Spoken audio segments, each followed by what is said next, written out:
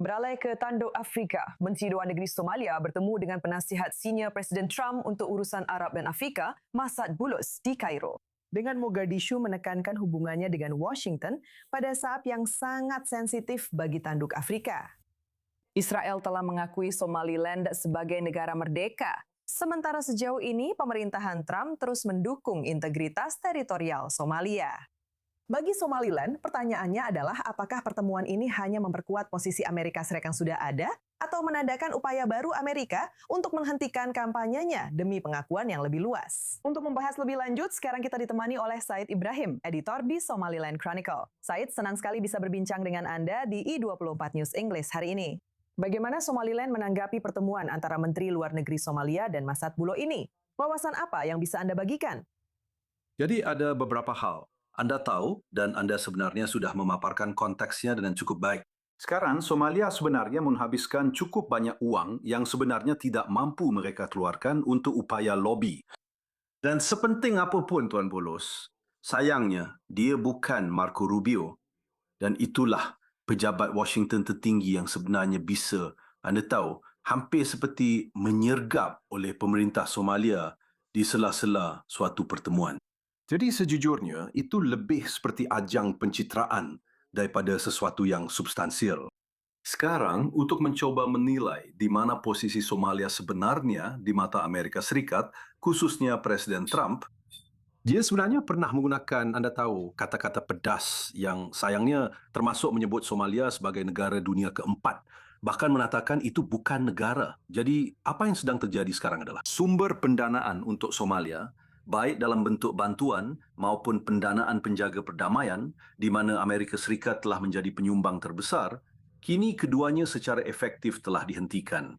Jadi Somalia melakukan apa saja yang bisa dilakukan untuk mencoba agar aliran dana itu kembali dibuka, sehingga mereka bisa kembali mendapatkan simpati Tuan Trump. Tapi menurut saya masih terlalu dini, dan jelas sekali hal ini tidak berarti bahwa Amerika Serikat sekarang berada di jalur yang berbeda dengan Somalia. Justru ini sebenarnya adalah bentuk keputusasaan yang diwujudkan dalam bentuk diplomasi. Jadi, saya ingin mengatakan bahwa baru minggu lalu, Kedutaan Besar Amerika Serikat di Somalia menyoroti dan mengecam beberapa tentara Somalia yang berseragam terlihat menginjak dan menodai bendera Amerika. Sekarang, haruskah AS mempertimbangkan kembali hubungannya dengan militer Somalia jika orang-orang ini memang benar tentara, meskipun sampai saat ini belum ada konfirmasi resmi? Jadi sebenarnya memang begitu. Dan dalam hal ini, Kementerian Pertahanan Somalia pada dasarnya berusaha meredam situasi dan mengatakan bahawa mereka telah memenjarakan 4 tentara. Hal itu sekarang sudah dikonfirmasi. 2 dari mereka sebenarnya masih di bawah umur, saya kira 15 atau 16 tahun. Itu adalah masalah lain lagi yang tidak akan kita bahas sekarang. Jadi ada beberapa hal yang sedang terjadi. Amerika Serikat dalam hal Somalia sebenarnya telah menurunkan status kedutaannya. Seperti pada dasarnya, mereka bahkan belum menunjuk seorang duta besar dan hanya memiliki kuasa usaha. Jadi hubungan itu tidak seperti dulu lagi jika dibandingkan dengan masa ketika Hillary Clinton dan pemerintahan Biden, bisa dibilang begitu. Tuan Trump, Anda tahu, untungnya telah melihat bahwa kasus Somalia nyaris tanpa harapan dan mengucurkan beberapa juta dolar uang pajak itu tidak berkelanjutan. Sekarang, insiden dengan para tentara yang menginjak-injak Amerika Serikat itu. Bendera sebenarnya terjadi langsung ketika Amerika Serikat mengumumkan bahwa mereka akan menarik pendanaan untuk misi penjaga perdamaian Uni Afrika.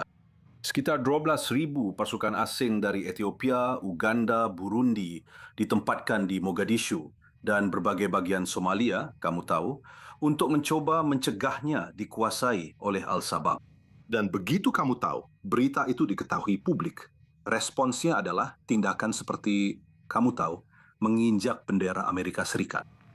Jadi ke depannya, ketika berbicara tentang apa yang ingin dilihat Somaliland dari Amerika Serikat, apakah Somaliland akan menerima bentuk kemitraan keamanan besar dengan Amerika tanpa pengakuan formal?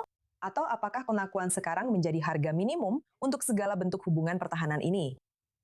Itu tergantung. Dan sekali lagi, itu pertanyaan yang sangat menarik. Karena Israel sebenarnya telah meningkatkan taruhannya, bukan?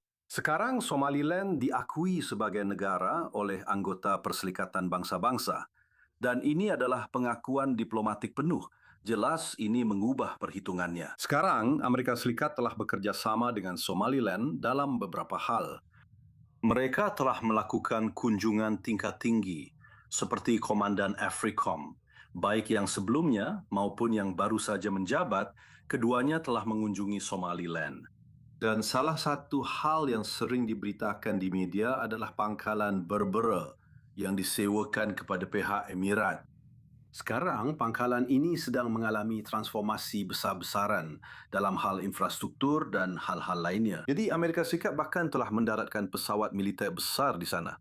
Beberapa orang mengatakan mereka sedang menuji landasan pacu. Banyak dari hal-hal ini jelas tidak Anda tahu berada di ranah publik, tapi kita semua melihat fotonya. Jadi, masih belum diketahui apakah Somaliland akan mengatakan, okey, kami akan menjalin semacam kemitraan dengan Amerika Serikat. Dan sekali lagi, ingatlah, Houthi sekarang mengancam akan menutup Bab el-Mandeb yang pada dasarnya secara efektif mencekik porsi besar perdagangan global. Jadi, maksud saya, ini adalah pertanyaan yang menarik dan saya benar-benar sangat penasaran ingin tahu bagaimana pemerintah memandang hal ini.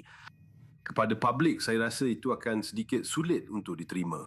Sekali lagi, karena Anda tahu Somaliland sekarang adalah negara yang diakui dan hal pertama yang akan mereka tanyakan adalah apa yang akan kami dapatkan sebagai imbalannya jika kami benar-benar menjalin kemitraan keamanan yang lebih menguntungkan Amerika Serikat daripada Somaliland.